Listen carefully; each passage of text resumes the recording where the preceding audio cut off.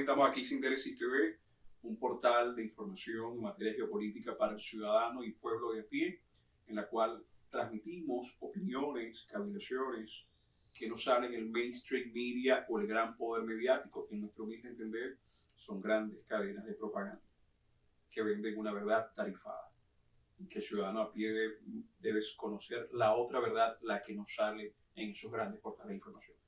Tenemos aquí al licenciado Solís Pérez, somos asiduos visitantes de este programa importantísimo, en la cual vamos a abordar un tema importante, la llegada de Lula al poder. Lula llega al poder después de una convulsionada elección, en la cual diríamos en términos hípicos un final de foto.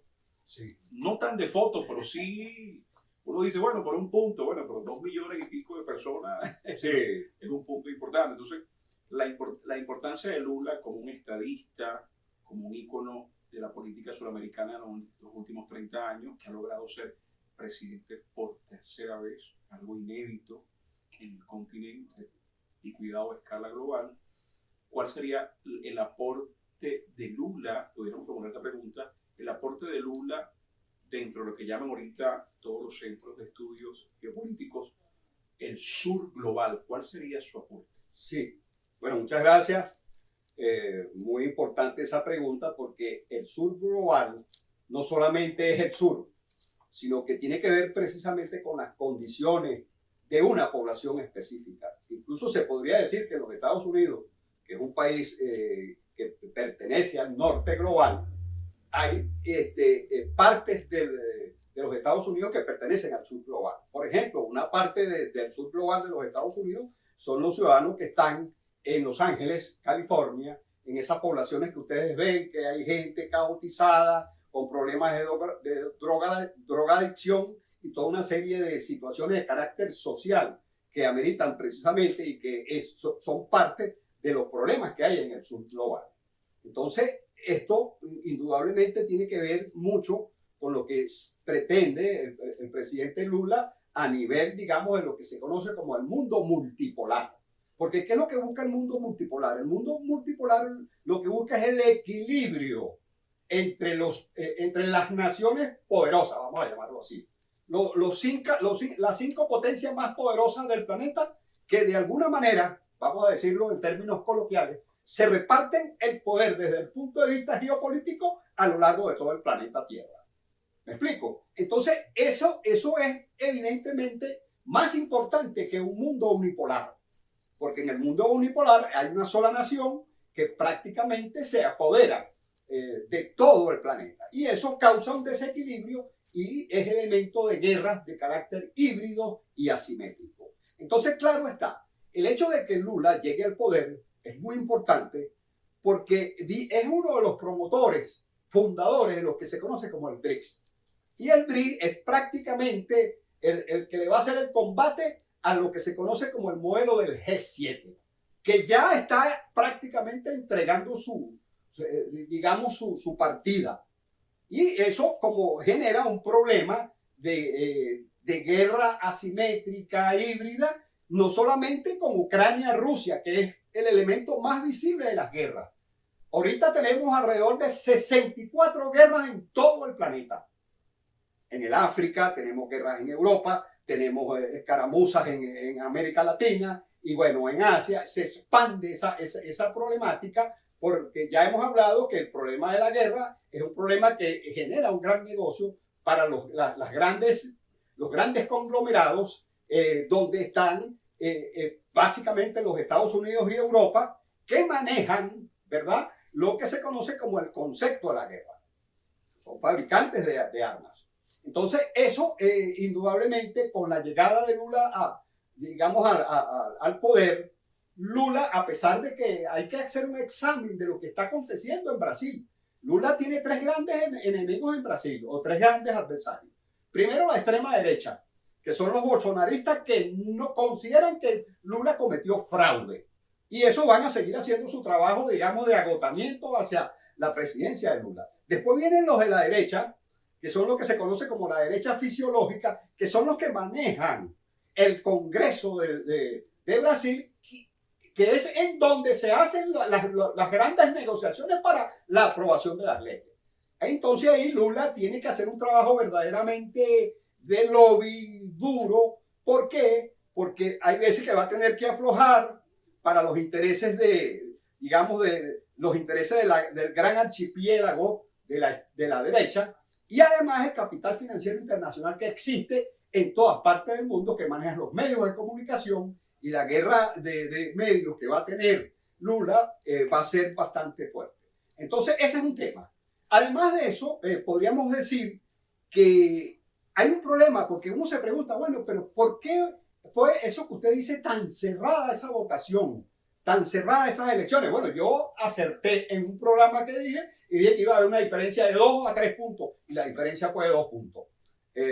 Básicamente por unos análisis que hice, no de campo, pero sí de estudios sobre los estudios de campo que se realizaron.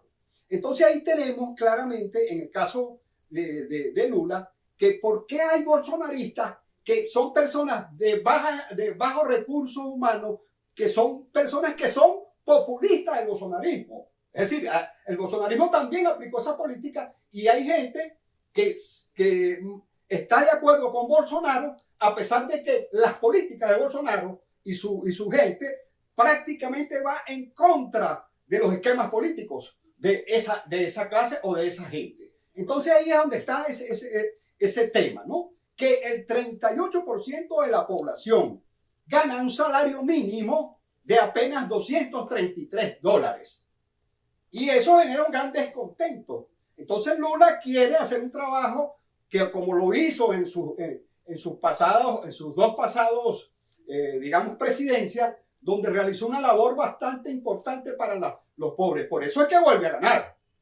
Y además la gran alianza que muchos centristas, que mucha de esta gente que era de derecha, que no estaba con Bolsonaro, votaron a favor de él, con, digamos, una amplia base.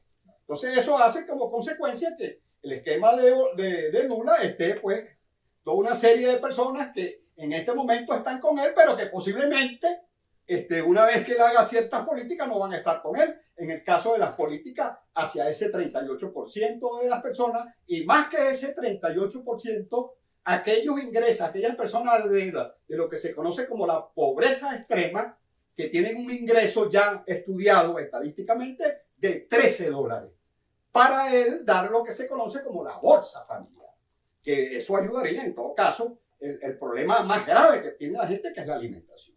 Entonces ahí es donde consideramos que Lula es importante que haga, y es bueno que sea un elemento que tiene mucho carisma y que es respetado incluso por los 3 grandes líderes del mundo, como son Joe Biden, Xi Jinping y Vladimir Putin.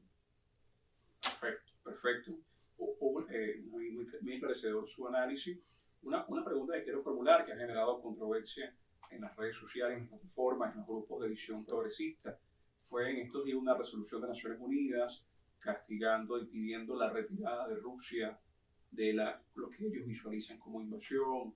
Nosotros lo vemos como un enfoque de una conflagración o un choque de poderes militares auspiciado por otras potencias, en la cual hay una guerra híbrida y el territorio lamentable es Ucrania, donde hubo una votación mayoritaria en la cual pedían la salida de Rusia, socio, como usted lo sabe, miembro fundacional del BRICS, y en la cual al parecer el voto de Lula o el voto de Brasil aprobó esa resolución. Eso nos generaría un conflicto geopolítico a los miembros fundadores del BRICS. ¿Qué mirada vio usted de Lula en ese andar geopolítico? Perfecto.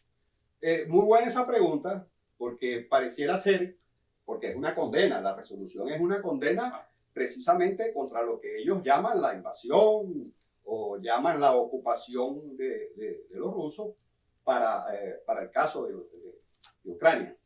Pero no nos olvidemos que precisamente ahí es donde entra la figura de lo que se conoce como la multipolaridad, el equilibrio. O sea, Brasil, en este caso Lula, está abogando por la paz universal, por la búsqueda de soluciones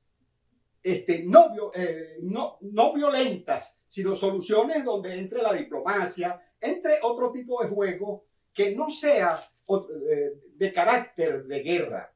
Entonces, indudablemente, pareciera ser que ese es el esquema que se manejó prácticamente avala el hecho de que Rusia, en este caso, esa condena sea avalada por Brasil. Pero es lo que se conoce pues como el juego geopolítico. Si él está abogando por la paz universal, entonces indudablemente ahí es donde entra en juego todas esas cosas, la diplomacia secreta, todo ese tipo de situaciones que de alguna manera permiten que estos jugadores geopolíticos determinen que el hecho de que eso suceda no va a ser una situación brusca para Rusia, sino que es un juego geopolítico que permite una situación dada toda una serie de esquemas. Porque ¿qué es lo que se está buscando ahorita? El equilibrio mundial. Y bueno, no solamente Brasil, Rusia y China, usted habló en la semana pasada en las 12 reglas de China sobre la paz. Entonces ahí se ve claramente que China también estaba en el juego geopolítico de la paz, pero por razones estratégicas, razones geográficas, razones de negociación que tiene con Rusia, a él le interesa, como en efecto, es abstenerse. Entonces ahí ese es el juego geopolítico que se permite, porque no nos olvidemos que no podemos aplicar una política de enemigo, porque en la política de enemigo, vuelvo y repito, hay 4 caminos: o se tiene el poder, o se va a la cárcel, o se va a la muerte, o se va al exilio. En el caso de lo que se conoce como lo interno. Pero en el caso de lo externo, una guerra, de una conflagración donde entren aliados estratégicos de tanto peso, generalmente conduce a crisis mundiales de carácter sistémico muy grande. Fíjense que para más o menos terminar esta parte, en 1910 se sacó un escrito, un libro llamado La Gran Ilusión, donde se decía que la guerra que continuara a partir de ese momento por las armas convencionales que se tenían en la guerra de trinchera, esa guerra iba a causar la destrucción, ¿verdad?, de toda la economía mundial que entrara en ese tipo de guerra. Y la Primera Guerra Mundial, prácticamente, y después la Segunda, la Primera Guerra Mundial destruyó prácticamente a Alemania y a Europa. La Segunda fue una guerra destructiva para Europa, donde la mayor parte, la mayor consecución de la victoria la sacó un país que no estaba en esa guerra, que eran los Estados Unidos, que entraron después. Y lograron incrementarse y apoderarse, vamos a decir así, en primer plano de lo que se conoce como la petarquía mundial de los poderes estratégicos. Buenísimo, buenísimo. Gracias por esa aclaratoria, realmente ha sido muy ilustrativo esa propuesta, ese análisis, esa disertación. Si quiere agregar algo más, creo que ha sido muy claro. Es importante que ustedes suscriban su opinión, es importante para seguir creciendo en este portal donde su saber, nuestro saber, enriquece el intelecto y va dirigido al ciudadano y pueblo de a pie. Así es. Bueno, lo que queremos decir, muy bien lo que usted acaba de decir, es que nosotros, los ciudadanos de a pie, el pueblo de a pie, como nosotros lo vamos a llamar, lo que está abogando es por la paz, porque indudablemente la paz es lo que nos conviene a nosotros, lo que no tenemos armas, sino que la única arma que tenemos es hablar y buscar la manera de que los líderes comprendan que esta guerra nos va a llevar a una destrucción mutuamente asegurada. Muchas gracias. Gracias.